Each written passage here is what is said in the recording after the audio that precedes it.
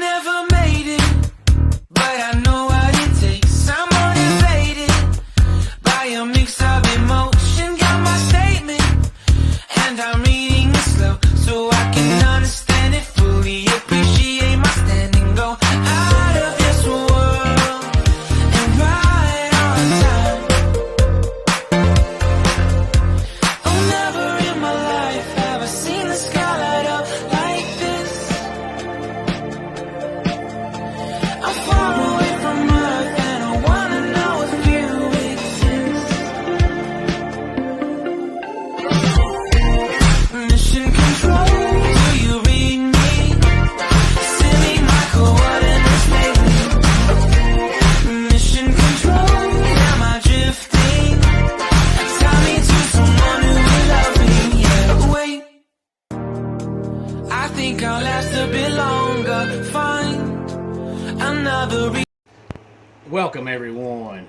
Welcome everyone. Welcome everyone to another Ref Brandon and the Todd family YouTube video. Wherever you are, whatever you may be doing, thank you so much for making Ref Brandon and the Todd family a part of your day. We always greatly appreciate it. It is a Tuesday, so the long extended Labor Day weekend holiday is over with. So for most people, if not for everybody, it is a back to work Tuesday. So hopefully you enjoyed your long extended Labor Day weekend holiday. I'll give some thoughts on last night's college football game coming up here in a couple of minutes. But first, let's talk about AEW All In that was held on Sunday night. We had 13 matches altogether, counting the pre-show, which of course they call 0 Hour. We had 3 matches on 0 Hour. We had a over-budget battle royal to kick off 0 Hour, and it was won by Hangman Adam Page. And then we had a women's 6-woman tag team match. Hikaru Shida, Sky Blue, and Willow Nightingale beat Mercedes Martinez, Athena, and Diamante. And then we had the Acclaimed and their daddy, Billy Gunn, defeat Jarrett, Lethal, and Singh. And Billy Gunn is either 60 or 61 years old. And I don't know what that man has done, but he has found the fountain of youth. And wherever he found it at, hopefully I can somehow get in contact with him and find out where it is, because he looks just as good, if not better, at 60 than he did when he was 40. He says that it's just genetics. Then we kicked off the main card, which had 10 matches, with MJF and Adam Cole defeating Silver and Reynolds from the Dark Order to retain the Ring of Honor Tag Team Championships. Samoa Joe defeated Shane Taylor to retain the Ring of Honor Television Championship.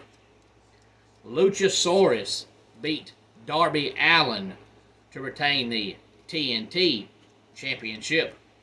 Miro beat Powerhouse Hobbs. CJ Perry made her AEW debut, and I'm sure all of you know, but in case you don't, CJ Perry is the wife of Miro. She used to be Lana in the WWE, but her real name is CJ Perry. CJ stands for Catherine Joy, so apparently, at least for now, she's going by CJ Perry. But she helped Miro win the match, and then he looked disgusted at her being there, so we'll see where they go with that. Chris Statlander beat Ruby Soho for the TBS Championship. Bryan Danielson defeated Ricky Starks. And then we had Claudio Castagnoli and Wheeler Yuta defeat Eddie Kingston and Katsuhori Shibata in a tag team match. Konosuke Takashita beat Kenny Omega. Bullet Club Gold beat the Young Bucks and FTR. And then in the main event, Jon Moxley wins the International Championship by defeating Orange Cassidy. AEW is asking an awful lot of their fans to fork out money for pay-per-views on consecutive weekends, but they were actually two really good shows. While we're talking about AEW, let me go ahead and say that I'm sure everybody knows by now, but in case you don't, they fired Phillip Brooks, better known as CM Punk, over the weekend. Hopefully, he is gone off in the sunset, never to be seen or heard again, because I despise everything about CM Punk.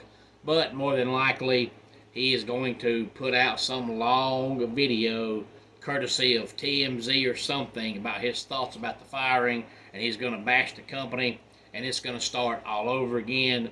Honestly, really, truly, CM Punk was right from the get-go. The first time everything got started, it was Hangman Adam Page, and all CM Punk did was defend himself, which is normal. And he was also right this time around, because Jungle Boy has no business bringing behind-the-scenes stuff onto national TV. You just don't do that.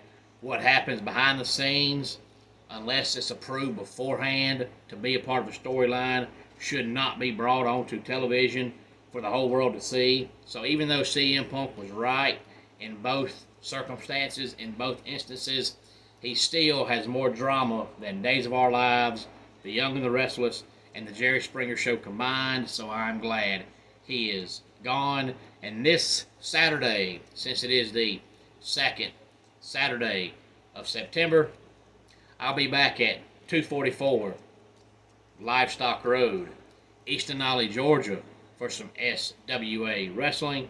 Of course, we always run the second Saturday of the month. Doors open at 6 o'clock, and bell time will be at 7 o'clock. And believe it or not, we actually still have a few front row seats still available. Not many, but a few. They're normally long gone by now. So come on out and be with us Saturday night at 244 Livestock Road, Easton Ollie, Georgia, as we continue to build toward a Fightmare, which will be coming up in October. Again, doors open at 6 o'clock, and bell time will be 7 o'clock. And you can not only see me, but you can also see my wife as she manages Hot Stuff, Adam Mabry.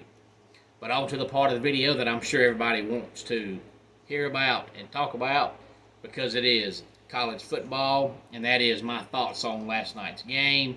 Honestly, really, truly, the final score of the game does not matter. The game was ugly. The game was sloppy.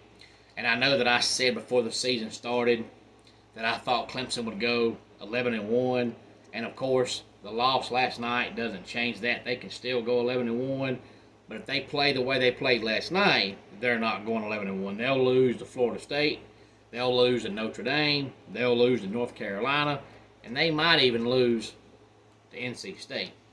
Because even though I said it all last year and back in 2021 and all off season, DJU was not the problem for Clemson's offense. After last night, that should be even more obvious. I said last year that our receivers just cannot create separation. They still can't.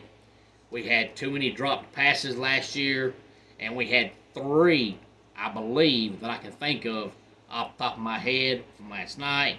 We missed 2 field goals. We fumbled inside the goal line twice. Just too many mistakes on offense. So hopefully everybody sees now that when I said DJ wasn't the problem, I wasn't just defending DJ because I'm a DJ guy. I was defending DJ because I could tell he wasn't the problem. And last night it was the same old Clemson offense. I think we only threw the ball about 3 times downfield because the receivers cannot get open. Every pass has to be underneath, and that's putting too much on the run game and too much on the offensive line to expect them to be able to block good enough for you to turn a 5-yard catch into a 35 or 40-yard catch. But our receivers just cannot get open downfield. It hasn't changed. I know Garrett Riley's there now, but guess what? If you cannot create separation and you can't catch, I don't care who the play caller is, you're very limited on offense. What I saw last night looked like the same offense from last year and the same offense from 2 years ago. Now, what the problem is, I don't know. It looks like, and I hope I'm wrong, but if you're a longtime football fan, you might remember that back when Philip Fulmer was coaching Tennessee, there toward the end of his tenure, Tennessee just fell off a cliff, and it was because Philip Fulmer was so successful that he pretty much just reached the point to where he didn't try to coach hard anymore.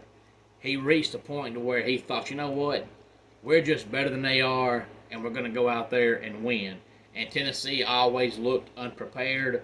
That's the way Clemson looks now. For the longest time, as Dabo was the coach, I knew if Clemson got beat, it was just because they got beat, because they were always going to be well prepared, and they were always going to be well coached. I'm not sure that's the case anymore. There's just too many games now where they just look unprepared, they look sloppy, and that's not good. So hopefully Dabo hasn't reached the point to where he just feels like, you know what, I've done so much, we're going to be able to recruit, and our recruiting's so good, we're going to beat them based on talent. Because if you get that thought in your head, you're going to start losing a lot, because no matter how much talent you have to be prepared, and you have to be well coached. And from the first quarter on last night, the Clemson offense especially just looked unprepared. I don't know how you could have 7 months to get ready for a game and look that unprepared, but they looked awful. And that is putting it kindly. So any thoughts on the game last night, please feel free to let me know. We'll start looking ahead toward week number 2 in the world of college football coming up later on this week.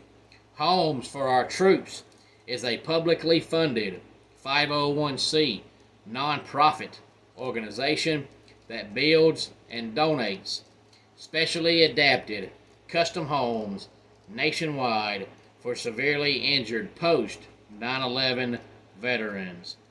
Since the 2004 inception, nearly 90 cents of every dollar spent has gone directly to our program services for veterans. Visit at hfotusa.org.